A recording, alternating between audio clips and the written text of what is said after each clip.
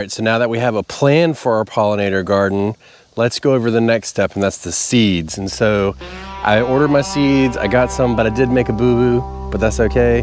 We'll adjust as needed.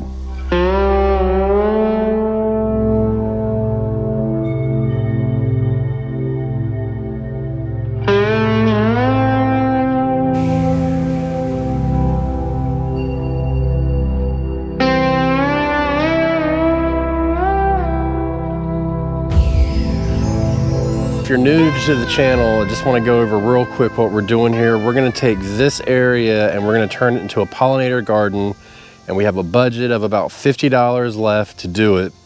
I am taking these irises and getting rid of them. So we're going to pretty much empty most of this bed out and then start over, and we're going to try and go native pollinator friendly flowers, going all in this space, all the way up and up to next to this door. And I've even decided maybe if I can fit something in over in this little area here, we'll do what we can, but this is pretty shaded, so I'm not overly concerned about it. So this is the seed portion.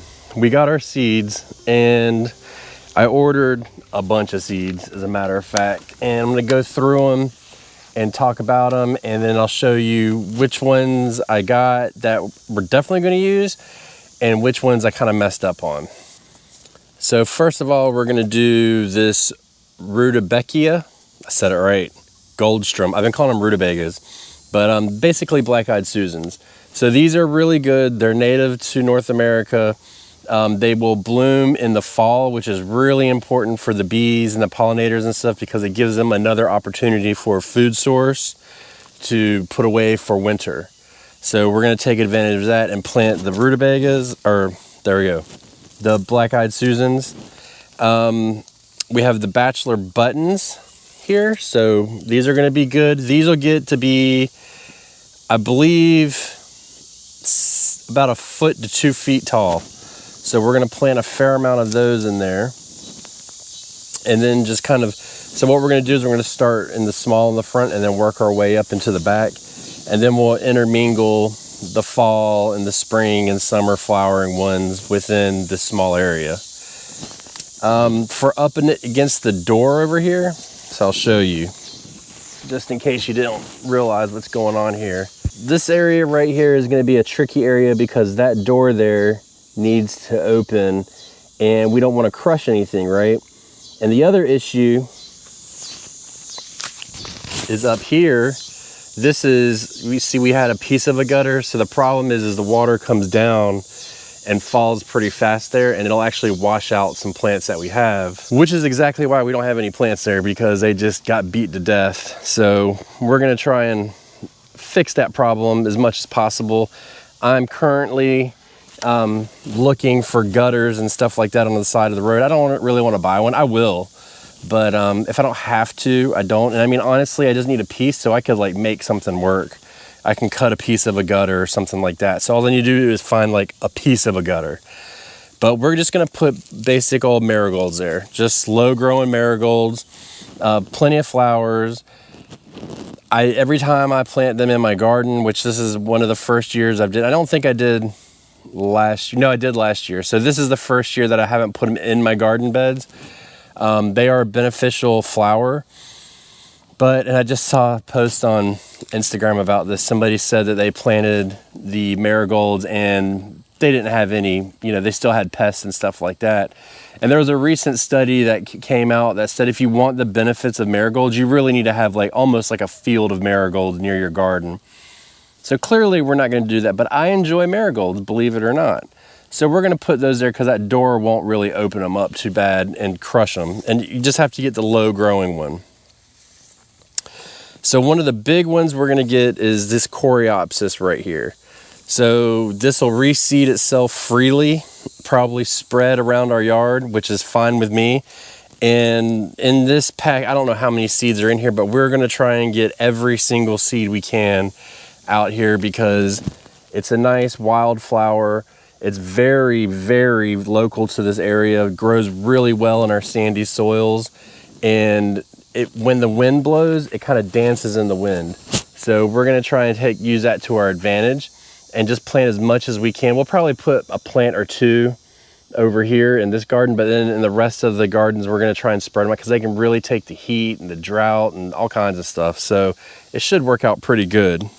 So the next one's gonna be Cosmos. So I got some Cosmos seeds from somebody, and then I believe they were orange, and I wanted to get some purple ones as well. So we've got some purple ones here. Now they're native to North America, but not necessarily our area. I don't believe, at least not this variety. So we're still gonna plant them, but we're also gonna plant probably in this specific space back here, this pollinator garden, we're gonna specifically put more of the orange ones, but we're definitely gonna sprinkle in a plant or two of these purple ones to go with it. And then you can't have a pollinator garden without your echinacea. So we're gonna do our purple echinacea. I picked purple because it's a natural color. It's not a hybridized version. It's a native. The bees love it. It will reseed itself. You can collect the seeds. You can use it for medicinal purposes if you like, which I do like to do. So we will do that. And then we'll take these and we'll plant them throughout our garden. Now the kicker is I bought these seeds and then I saved some of the seeds that I have already. So we're gonna have plenty of echinacea plants, which is fine because I think they're absolutely beautiful. Any of the daisy-like flowers I actually really do enjoy. You can see in this area, we don't have a crazy amount of space. Now, we are getting rid of all of this, so this will all be opened up. And so when we talk about adding these plants, and we have a bunch of varieties, but we're just putting a few of each one in here. And we'll see what happens. If it doesn't, you know, one takes over, fine. If one doesn't grow, fine. You know, not everything's gonna be happy in this spot, but we're gonna do the best we can. And by emptying this out, we're gonna free up a lot of room. The only plant we're leaving in this area that I know of is we're gonna leave this lavender. And then we're also gonna leave this bee balm here. And once this gets cleared out, this bee balm will actually get more sun and should be more productive. This is the first year that it's been in the ground. Now, I'm not the best with flowers. I'm gonna go ahead and be first to admit it and say it straight up, and it just is what it is. I'm trying not to fall out of this swing here. So when I ordered them, I did order some that I thought were native, but aren't native. And that's okay for other parts of my yard, but this one I really wanted to focus on keeping it native as possible. And the rest I really do want to keep it as native as possible as well.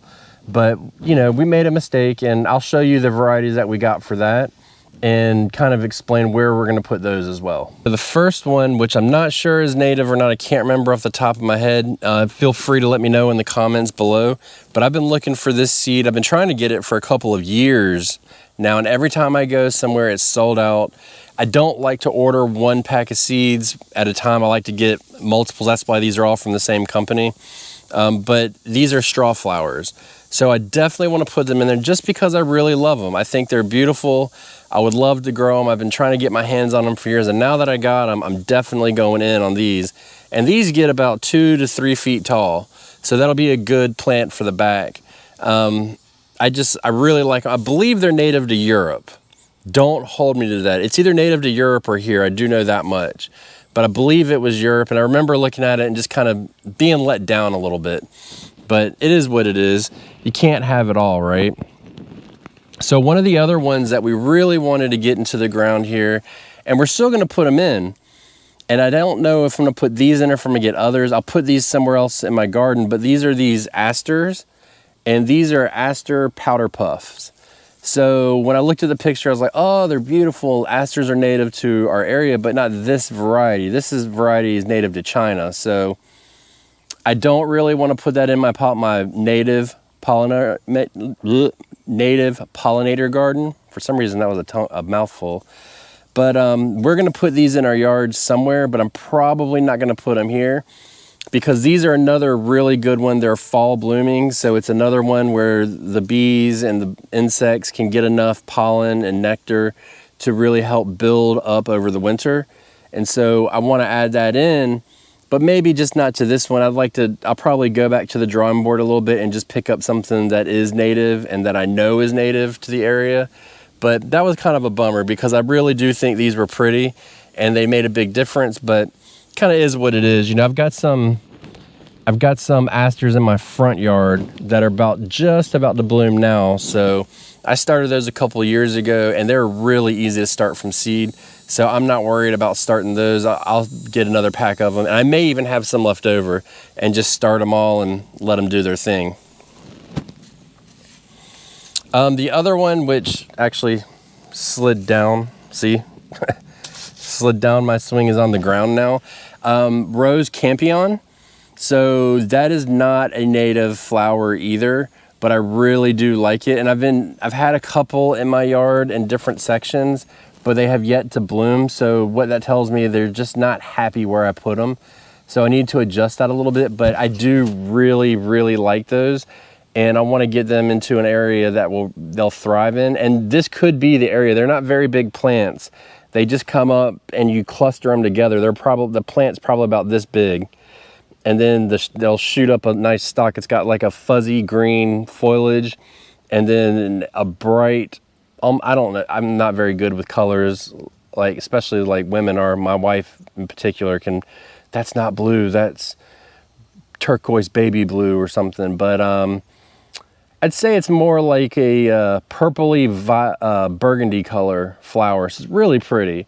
So we'll probably put a couple of those in as well, just to kind of mix it up. And we'll see. I think it was South America is where they were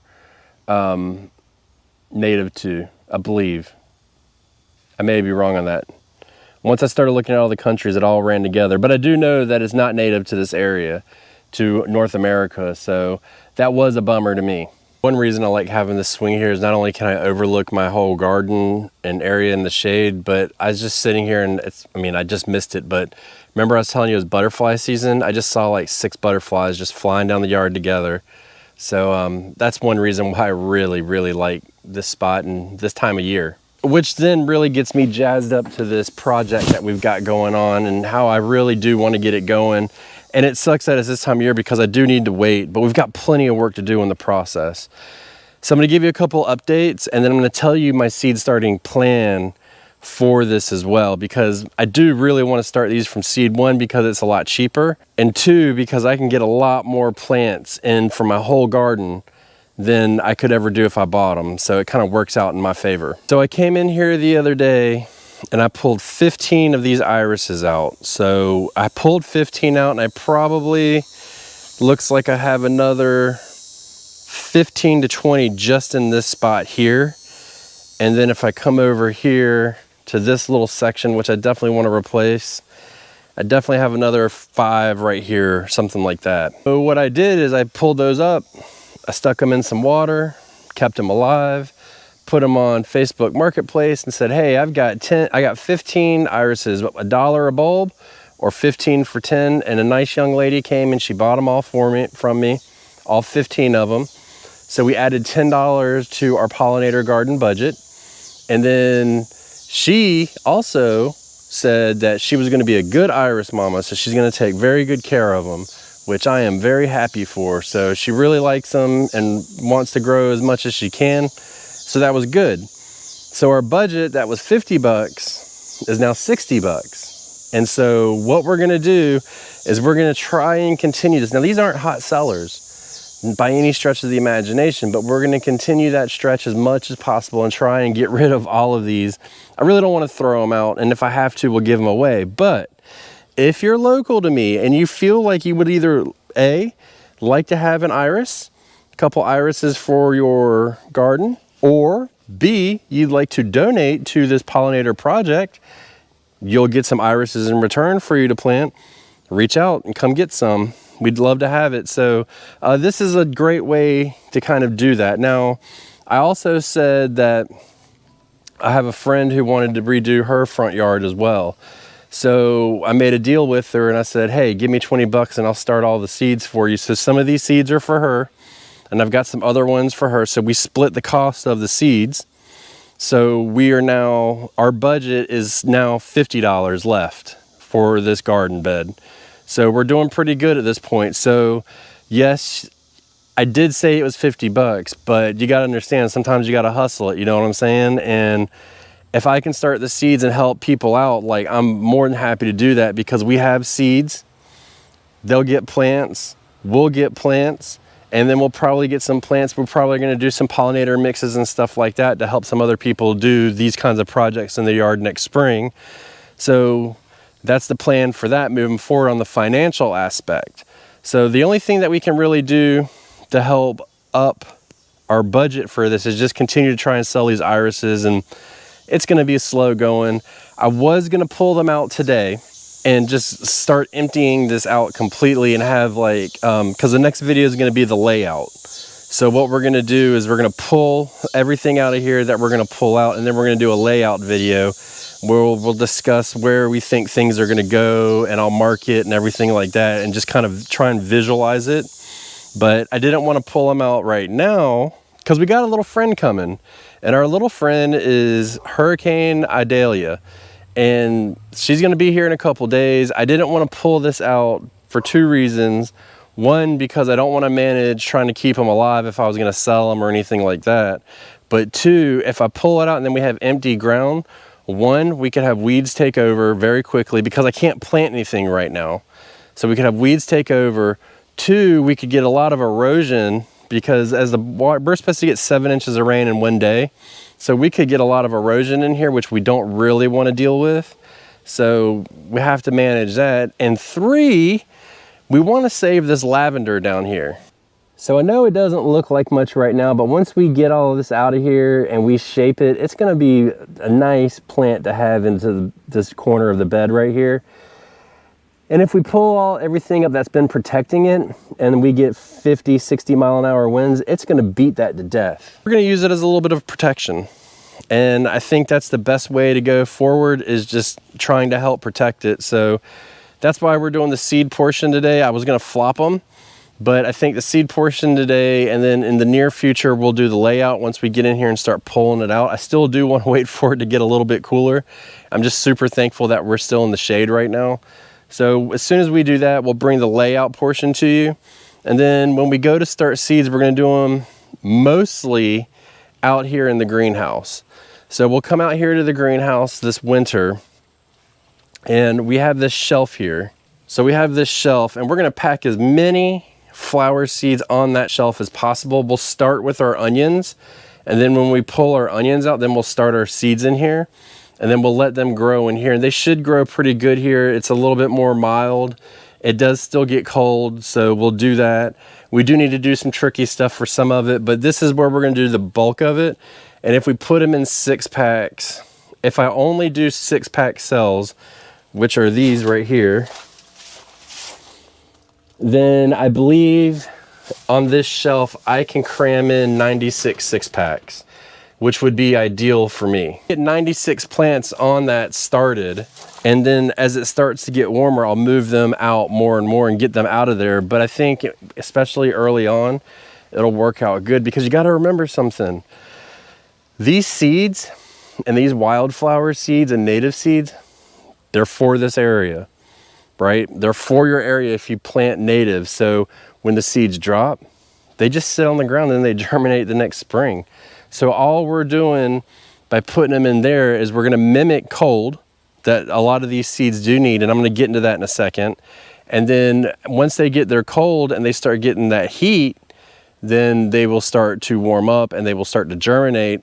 And as we move forward, we're actually about roughly a month to 3 weeks ahead of our last frost date in the greenhouse, so we can be well ahead, save space in our seed starting shelf, and utilize that to our best ability, and have the greenhouse really pumping out some product for us. And when I say product, I don't mean like to sell, I mean to grow.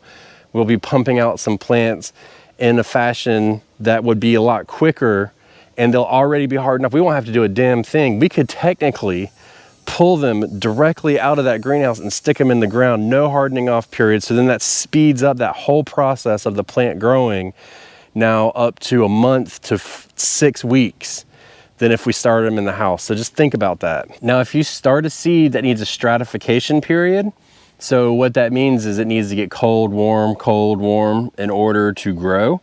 A lot of times, like for our echinacea, for example, that needs a chill period before it will actually start to grow.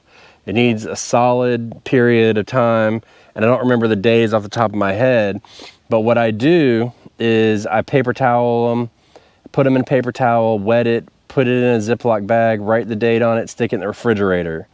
And then I'll pull it out of the refrigerator a week later and just set it next to it, on top of it or something. And then a couple days later, put it back in. And I'll do that for about a month. And then we'll plant them. But once we plant them, we're gonna plant them outside. So then they're gonna continue to get that. But I did this in my house before and it worked fine. But if we put it out in our greenhouse, we should continue to get that stratification period, and that will cause that seed to, in fact, want to grow. And so if you just take a echinacea seed and you just put it in the ground, the chances are very, very slim if you go out there in spring and plant them that it's going to grow, because it did not ever get that chill time. Now, if you live in a colder climate, it's a lot easier. I've done it before when I lived up in New England, and we would just put them on our back porch in pots, and boom, in the spring they would grow because they were getting that chill period and that stratification. So a lot of times that's all it takes. And if you take them out of your refrigerator and you put them on top of the refrigerator, then the motor from the refrigerator actually dissipates heat, and it's a little bit more heat than it's inside your house, so it mimics more warmth for it, and it's a drastic change, and that will shock the seed. I say shock because that's the word I'm going to use. I don't know if that's a technical term, but it will shock the seed into starting to grow, and then you can start growing your echinacea as well, which I highly recommend because they're a beautiful plant. Medicinal, pollinator friendly, native, it check marks all the boxes. The only other plant that I think I really want to put in there is I would like to encircle the waterfall area with salvia plants. So I'll probably get some more of those seeds and put those in there. Super cheap, you can get them at any box store. They're native as well. Put those in and just encircle them, and that's going to be a good pollinator friendly flower.